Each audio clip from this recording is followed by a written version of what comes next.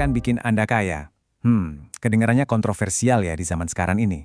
Tapi tenang, hari ini kita akan bongkar tuntas mitos besar yang bilang kalau AI itu adalah kunci ajaib menuju kekayaan dalam bisnis. Pernah nggak sih Anda lihat ada bisnis yang kelihatannya sukses banget, pendapatannya naik terus, tapi tiba-tiba kok diambang kehancuran? Ini bukan kejadian aneh loh. Di balik berita-berita heboh soal pertumbuhan, banyak perusahaan justru lagi bakar uang. Ini fenomena yang disebut epidemi senyap pertumbuhan yang tidak menguntungkan. Nah, kalau bisnis lagi goyang, biasanya apa sih reaksi pertama para pengusaha? Mereka lari ke teknologi. Dan saat ini, jimatnya itu adalah AI. Banyak yang menganggap AI ini semacam peluru perak, solusi ajaib yang diharapkan bisa menyembuhkan semua penyakit mendasar di bisnis mereka. Tapi, coba deh kita lihat kenyataannya. Sejarah itu penuh dengan contoh loh, mulai dari kasus WeWork yang heboh itu, sampai startup-startup yang tak terhitung jumlahnya, polanya selalu sama. Teknologi secanggih apapun gak akan bisa menyelamatkan bisnis kalau fondasi keuangannya sudah kropos. AI gak akan bisa memperbaiki model bisnis yang rusak. Dan inilah inti masalahnya, jebakan pertumbuhan. Coba bayangin, Anda terus-terusan ngisi bensin ke mobil yang mesinnya rusak parah. Kelihatannya sih mobilnya maju kencang, tapi sebenarnya Anda lagi nyebut menuju jurang kehancuran. Asumsi bahwa makin besar pasti makin untung, itu adalah asumsi yang sangat-sangat berbahaya. Dan ini bukan cuma opini ya, ini ada datanya. Penelitian menunjukkan bahwa berekspansi terlalu dini sebelum profitabilitasnya stabil adalah penyebab utama kegagalan. Faktanya, hal itu meningkatkan resiko kegagalan sampai 3,4 kali lipat. Bayangin, lebih dari 3 kali lipat risikonya. Akar masalahnya seringkali ada di sini, perbedaan krusial antara laba dan arus kas.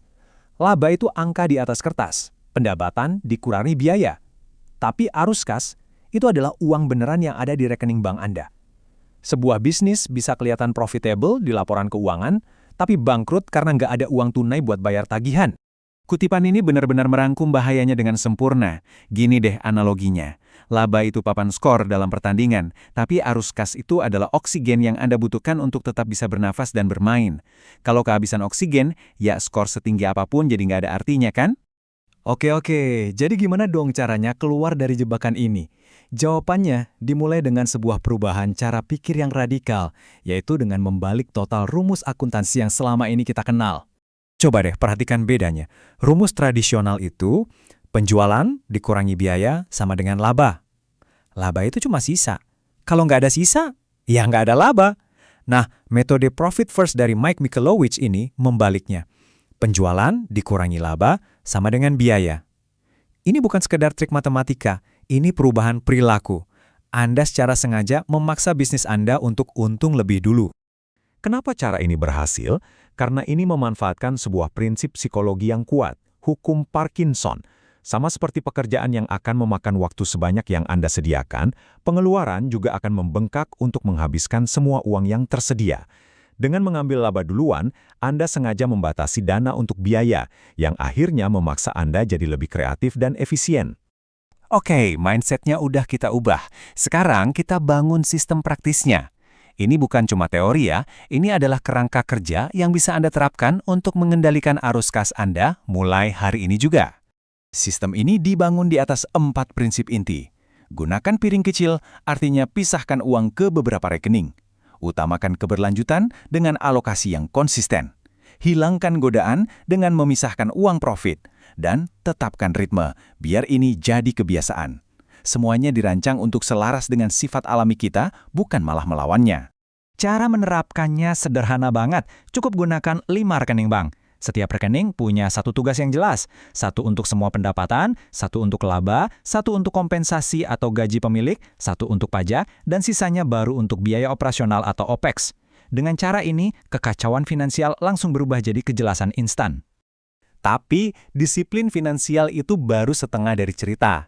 Bisnis yang benar-benar tangguh, itu menerapkan pemikiran berbasis sistem ini bukan cuma di keuangannya, tapi di seluruh mesin operasinya. Contoh paling pas itu masalah ember bocor. Banyak bisnis sibuk banget cari pelanggan baru, tapi gagal mempertahankan pelanggan yang sudah ada. Ini sama saja kayak lari di atas treadmill, Anda terus-terusan bakar energi dan uang cuma buat gantiin 80% pendapatan yang hilang hanya untuk tetap di posisi yang sama. Ini pemborosan yang menghancurkan profit. Lalu, gimana cara memperbaiki kebocoran operasional ini? Salah satu alat yang ampuh itu namanya teori kendala. Intinya sederhana, dalam sistem apapun, pasti cuma ada satu hal yang paling memperlambat semuanya. Tugas Anda adalah menemukan hambatan tunggal itu, dan fokuskan seluruh energi Anda untuk memperbaikinya sebelum pindah ke masalah lain. Nah, kita sudah bangun fondasi finansial dan operasional yang kuat. Sekarang, mari kita kembali ke pertanyaan awal. Di mana peran AI dalam semua ini? Dengan fondasi yang kokoh, disinilah kekuatan sejati AI baru bisa keluar. Anggap bisnis Anda itu mobil balap. Sistem profitabilitas dan operasi yang efisien adalah mesinnya. AI itu bukan mesinnya. AI adalah turbochargernya, akselerator super kuat yang Anda pasang ke mesin yang sudah berjalan sempurna biar lajunya makin kenceng. Jadi, alih-alih jadi mesin uang ajaib, AI menjadi alat untuk memperkuat sistem Anda.